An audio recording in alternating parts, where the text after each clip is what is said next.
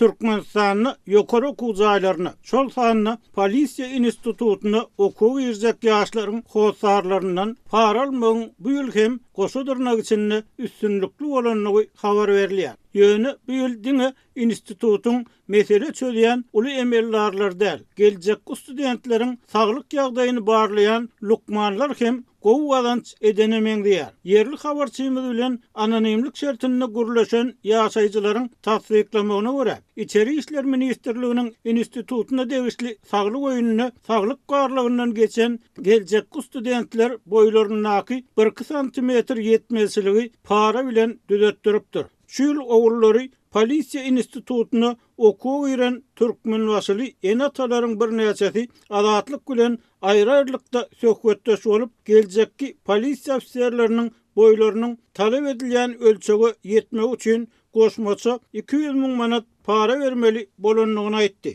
Azatlyk jaňy etrapçasynda we Türkmenbaşynyň merkezinde ýaşaýan söhbetdeşleriniň atlaryny howpsuzlyk aladalar sebäpli aýtmaýar. Olar özleriniň ýokary okuwa girmekdäki alym berimiň ýokary derejelere çykanlygyna şaýat bolanlyklaryny aýtdylar. Azatlygyň söhbetdeşleriniň tasdiklamagyna görä, polisiýa işgärlerini taýýarlayan ýokary okuw jaýy soňky ýyllarda Türkmenistanyň iň köp islegli bilim ojagyna görüldi. Cinayet Ahtaraş Fakultetina $30,000 çenli para soruldy. Sebäbi Türkmen polisiýasynyň cinayet ahtaraş bölümi iň köp girdejeli iş hataplanýar. Adamlar edilen cinayeti ýerinde ýapdyrmak, işi ulaltmazlyk, diýmek çykdyjy köpeltmezlik üçin müňlerçe manat para berýärler. Bu hiç kim üçin sir däl.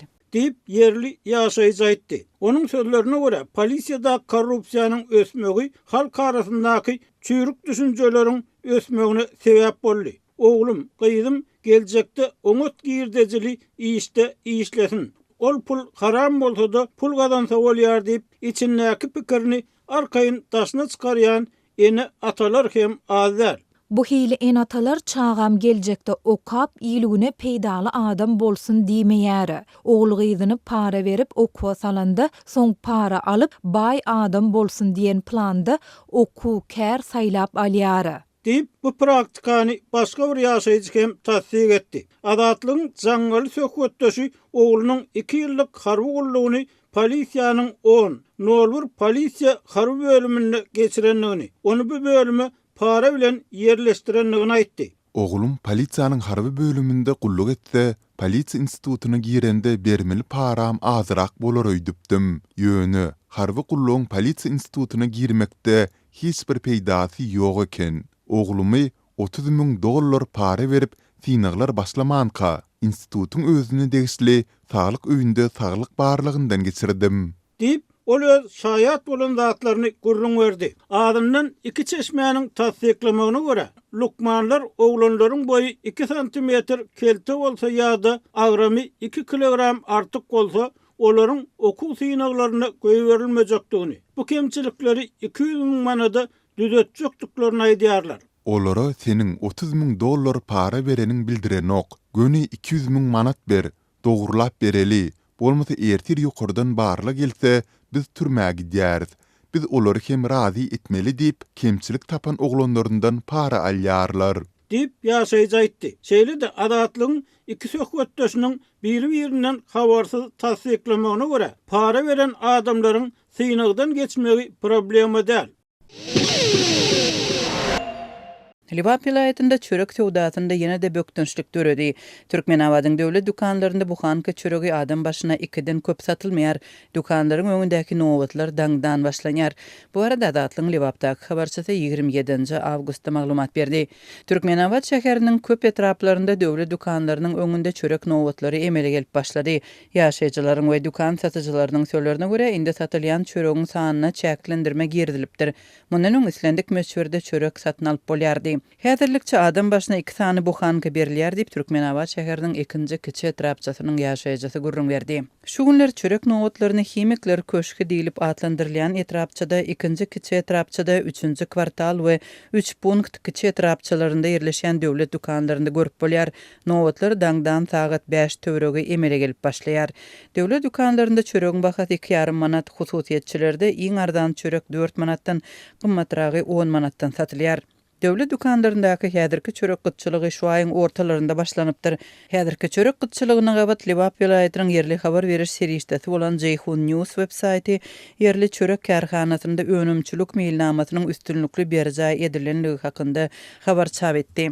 Liwap gally önümleri önümçülük birleşiginiň Türkmenawat şäherindäki ikinji çörek kärhanasynda netijeli işleriň alınıp barylýanlygy kärhanada geçen 7 aýyň dowamında çörek we çörek önümleriniň tas 10.000 tonnasynyň unaş önümleriniň hem 300.000 tonna golay öndürilenligi we ilata hödürlenenligi maglumatda aýdyldy. Habarçylar Türkmenawatda 2 tane uly çörek fabriginiň we çörek pişirýän kiçik kärhanalaryň ençemesiniň bardygyny aýdýarlar.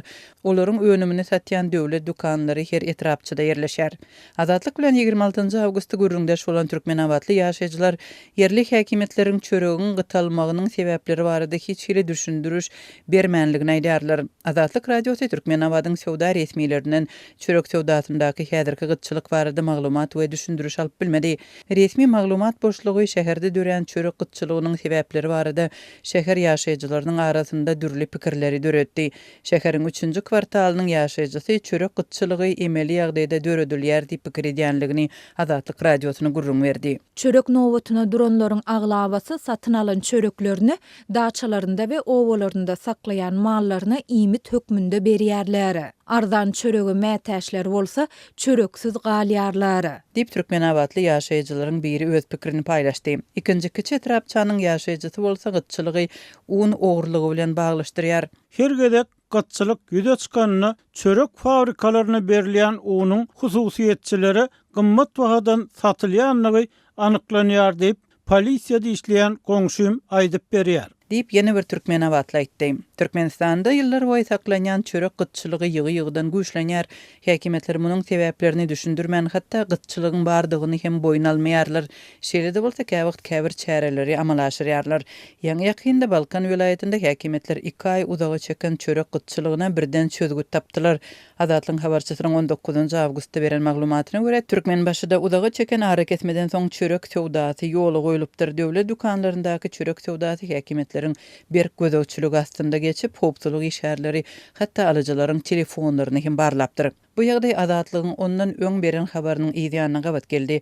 Habarçymyzyň 8 awgustda beren maglumatynda käbir yerli döwlet dukanlarynda buhanka çöreginiň hepdede bir sapar satuwda çäkli mukdarda bolýanlygyny, unyň bolsa soňky 2 aý bolay wagt bäri tekçilerde asla görünmeýänligini aýdypdy. Çörek we un krizisini boyun almaktan we onuň sebäpleri barada ilata resmi düşündürüş bermekden saklanýan türkmen häkimetleri buğday planynyň şu ýyl hem üstünlükli ýerine ýetirilenligini we ozalkylar ýaly 1.400.000 tonnadan gowrak buğdaýyň ýygnalanlygyny iýul aýynda oglan edipdi. Çörek un gytçylygy Türkmenistanda 2017-nji ýylda başlandy.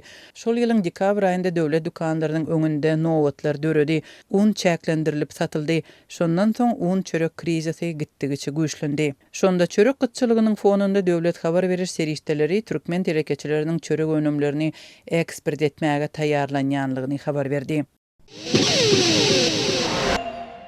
27 awgustda Russiýanyň Ukrainadan köpçülüklerin ikinci dron we raket hüjümleriniň dowamyny şol sanyny Dnipropetrovskda Kriv Rihtover mehmanhana urulan zarbada adından 4 adam öldürildi. Bir neçe adam yaralandy we ýene bir neçe adam tapylmaýar. Täze hüjüm tolkuny BMG-nyň ýadra agentliginiň başlygy Rafael Grossynyň Orsiýetin Kursk sewtindäki ýadra deskasyna baryp görmegine garaşylýan wagtyny amala aşyrdy. Bu sebäpde Ukraina güýçleri Russiýaga 6 awgustda garaşylmadyk ýagdaýda çolup gireli bäri gadaply söwgaş barýar. Dnipropetrovsk sewtiniň gubernatory Serhiy Lysak 27 awgustda Telegramda öten akşam Kriv Rih mehmanhanasyna edilen raket hüjümini bir erkek bilen bir aýalyň öldürilendigini aýtdy. 5 adam yaralandy. 43 ýaşly bir aýalyň ýagdaýy agyr diýip Lysak ýene 2 adamyň ahwalynyň näberlidigini, olaryň harabalygyň aşagyna galan bolmagynyň hem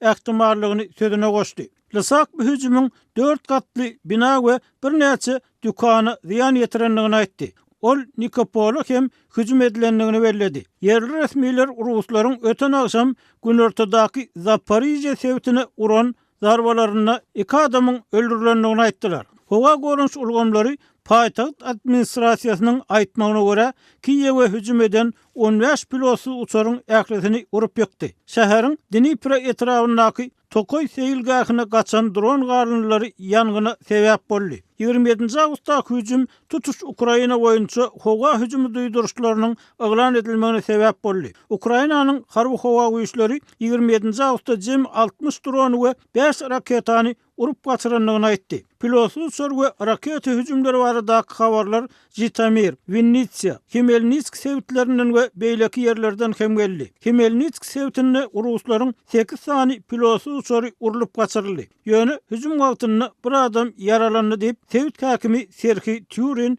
Telegramda aýtdy. Halkara Atom Energiýasy Agentliginiň müdiri Grossi Twitter'de ýagdaýy ýerine baka bermek üçin Kursk ýadro deskasyna gitjekdigini aýtdy. Ýagdaýyň çynlakaýdygyny nazarda tutup, men ertir Halkara Atom Energiýasy Agentliginiň missiýasyny Russiýanyň Kursk ýadro elektrik stansiýasyna alyp barýaryny Grossi X platformasynda aýtdy. Bu da Ukraina terhetinden 60 kilometr uzaklykda Seym derýasynyň kenaryna soňky 3 hepde bäri agyr söwüşleriň barýan ýerine ýerleşýär. Rus güýçleri 26 awgustda Ukrainanyň çägini 200-den gowrak pilotsy uçar we raketa hüjümini gurnap, adamdan 7 adamyň ölmegine sebäp boldy. Ýurduň energiýa infrastrukturasyna ziýan ýetirdi. 26 awgustdaky hüjüm ABŞ tarapyndan prezident Joe Biden'in göz çykgynç diýmegi bilen ýadgarly. Prezident Volodymyr Zelenski 26 awgustda edilen hüjümlerden soň Ukrainanyň global ýaranlaryny aýgytly çäre görmäge hemde